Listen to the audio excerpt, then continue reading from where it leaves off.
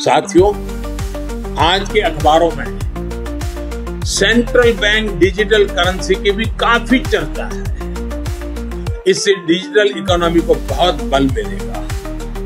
ये डिजिटल रुपया अभी जो हमारी फिजिकल करेंसी है उसी की तरह डिजिटल स्वरूप लेकर के आरबीआई द्वारा ही उसको पूरी तरह कंट्रोल किया जाएगा, मॉनिटर किया जाएगा, उसका विस्तार किया जाएगा। और ये ऐसी व्यवस्था होगी जिससे फिजिकल करेंसी से एक्सचेंज भी किया जा सके। जैसे कोई आपको डिजिटल रुपये में पे करेगा तो आप उसको कैश में बदल पाएंगे। Digital payment, online payment, retail payment ज्यादा सुरक्षित होगा, रिस्क फ्री होगा। इससे ग्लोबल डिजिटल पेमेंट सिस्टम के निर्माण में भी आसानी होगी। ये डिजिटल रुपया फिनटेक से जुड़े सेक्टर को अनेक अवसर देगा।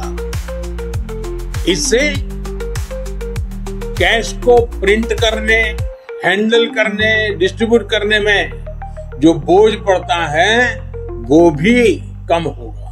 নতুন যুগে প্রবেশ করেছে ভারতের অর্থনীতি। নগদ লেনদেনের প্রচলিত ধারা থেকে সরে এসে দেশ এখন ধীরে ধীরে এগোচ্ছে একটি ডিজিটাল মুদ্রা ব্যবস্থার দিকে, যার নাম digital rupee. Reserve bank of India RBI কর্তৃক জারি করা এই কেন্দ্রীয় ব্যাংক ডিজিটাল মুদ্রা ইতিমধ্যেই দেশের আর্থিক পরিকাঠামোতে আলোড়ন সৃষ্টি করেছে। 2022 সালের শেষ দিকে পরীক্ষামূলকভাবে চালু হওয়া এই প্রকল্প 2025 সালের মধ্যে 1 লক্ষ কোটি টাকার লেনদেন অতিক্রম করেছে, যা এর গ্রহণযোগ্যতা ও সম্ভাবনার প্রমাণ। ডিজিটাল রুপি মূলত নগদের ডিজিটাল সংস্করণ। এটি কোনো ক্রিপ্টোকারেন্সি নয়, বরং আরবিআই এর নিয়ন্ত্রণাধীন একটি সার্বভৌম মুদ্রা, যা মোবাইল ফোনে বা ডিজিটাল ওয়ালেটে সংরক্ষণ করা যায়। এর সবচেয়ে বড় বৈশিষ্ট্য হলো ব্যবহারকারীকে ব্যাংক অ্যাকাউন্টের প্রয়োজন হয় না এবং ইন্টারনেট ছাড়াও এটি ব্যবহারযোগ্য। বিশেষ করে গ্রামীণ ও প্রত্যন্ত অঞ্চলে যেখানে নেটওয়ার্ক দুর্বল, সেখানে ডিজিটাল রুপি অনলাইন প্রযুক্তির মাধ্যমে কার্যকর হতে পারে। এই মুদ্রা ব্যবস্থার প্রযুক্তিগত ভিত্তি নির্মিত হয়েছে এনক্রিপশন প্রযুক্তির উপর। এর নিরাপত্তা কাঠামো এবং ট্র্যাকিং ব্যবস্থা অনেকাংশেই সেই প্রযুক্তির সঙ্গে সাদৃশ্যপূর্ণ। কিউআর কোড, এনএফসি এবং ব্লুটুথের মাধ্যমে লেনদেন সম্ভব এবং প্রতিটি ট্রানজ্যাকশন রেকর্ড হয় একটি নিরাপদ ডিজিটাল রেজিস্টারে। ডিজিটাল রুপির ব্যবহার এখন আর শুধু পরীক্ষামূলক পর্যায়ে নেই। দেশের বিভিন্ন শহরে, বিশেষ করে কলকাতা, মুম্বাই, দিল্লি, বেঙ্গালুরু, চেন্নাই এই সমস্ত জায়গায় রিটেল পর্যায়ে সাধারণ মানুষ এটি ব্যবহার করছেন। দোকানে পেমেন্ট, ব্যক্তিগত লেনদেন, সরকারি বিল পরিশোধ সব ক্ষেত্রে ডিজিটাল রুপি ধীরে ধীরে জায়গা করে নিচ্ছে। ব্যবসায়ীদের জন্য এটি একটি সুবিধাজনক মাধ্যম, কারণ এতে ট্রানজ্যাকশন ফি কম, লেনদেন তাৎক্ষণিক এবং নগদ ব্যবস্থার ঝামেলা নেই। আরবিআই গভর্নর শক্তিকান্ত দাস একাধিকবার বলেছেন, ডিজিটাল রুপি হবে ভবিষ্যতের অর্থনীতির ভিত্তি। To what essentially is the difference between UPI and this CBDC? You see, any UPI transaction involves the intermediation of the bank. So when I use a UPI app, the message goes to my bank account gets debited, money gets transferred to the recipients, to the receiver's bank, his account gets credited and he gets a message in his mobile phone. So there is an intermediation of the bank in that process.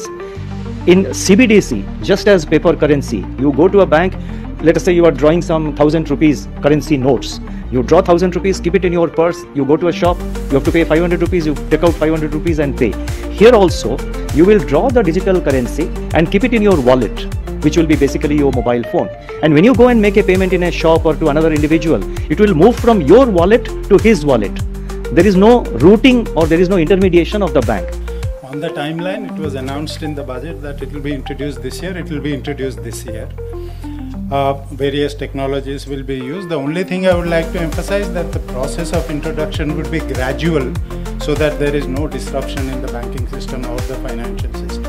তার মতে এটি শুধু নগদের বিকল্প নয়, বরং একটি নতুন আর্থিক দর্শনের সূচনা, যেখানে স্বচ্ছতা, নিরাপত্তা এবং অন্তর্ভুক্তিকরণ থাকবে। ডিজিটাল রুপির মাধ্যমে সরকার চাইছে এমন একটি অর্থনৈতিক পরিকাঠামো গড়ে তুলতে যেখানে নগদের ব্যবহার কমবে এবং ডিজিটাল লেনদেন হবে সর্বজন গ্রাহ্য। প্রযুক্তিগত দিক থেকে সাইবার নিরাপত্তা একটি বড় বিষয়। যেহেতু এটি একটি ডিজিটাল মুদ্রা, তাই হ্যাকিং, ডেটা চুরি এবং প্রযুক্তিগত ত্রুটি এইসব ঝুঁকি থেকেই যায়। এছাড়া সাধারণ ব্যবহারকারীদের প্রযুক্তি জ্ঞান, ব্যবসায়ীদের প্রস্তুতি এবং গোপনীয়তা সংক্রান্ত উদ্বেগও রয়েছে।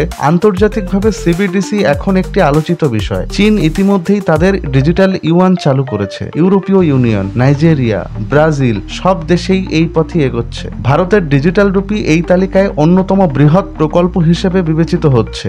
IMF এবং BIS ভারতের উদ্যোগকে প্রশংসা করেছে এবং একে একটি মডেল ফ্রেমওয়ার্ক হিসেবে উল্লেখ করেছে। 2025 সালের মার্চ মাসে RBI ঘোষণা করে যে ডিজিটাল রুপির মাধ্যমে লেনদেনের পরিমাণ 1 লক্ষ কোটি টাকা অতিক্রম করেছে। এটি একটি গুরুত্বপূর্ণ মাইল ফলক। এর মাধ্যমে বোঝা যায় সাধারণ মানুষ এই প্রযুক্তিকে গ্রহণ করছেন এবং এটি ভবিষ্যতের অর্থনীতিতে একটি গুরুত্বপূর্ণ ভূমিকা পালন করবে। সরকারের পরিকল্পনা অনুযায়ী আগামী দিনে ডিজিটাল রুপি ব্যবহার করে আন্তর্জাতিক রেমিট্যান্স, সরকারি ভাতা, পেনশন এবং অন্যান্য সামাজিক প্রকল্পের অর্থ প্রদান করা হবে। ডিজিটাল রুপি শুধু একটি প্রযুক্তিগত উদ্ভাবন নয়, এটি একটি সামাজিক ও অর্থনৈতিক পরিবর্তনের প্রতীক। নগদহীন অর্থনীতি, স্বচ্ছতা এবং নিরাপত্তা, এই তিনটি স্তম্ভের উপর দাঁড়িয়ে ডিজিটাল রুপি ভারতের অর্থনীতিকে নতুন দিগন্তে নিয়ে যেতে পারে। তবে এই যাত্রা সহজ নয়। প্রযুক্তিগত চ্যালেঞ্জ, সামাজিক গ্রহণযোগ্যতা এবং নীতিগত স্বচ্ছতা, এই সব বিষয়কে গুরুত্ব দিয়ে এগোতে হবে। RBI এবং কেন্দ্রীয় সরকার যদি এই দিকগুলোতে সঠিকভাবে কাজ করে, তাহলে ডিজিটাল রুপি হতে পারে ভারতের অর্থনৈতিক ইতিহাসে এক যুগান্তকারী অধ্যায়। Question on anonymity. You see, a fundamental feature of currency, cash, is anonymity. One of the reasons it's still being used in many developed countries to a large extent is because people love their privacy, people love their anonymity.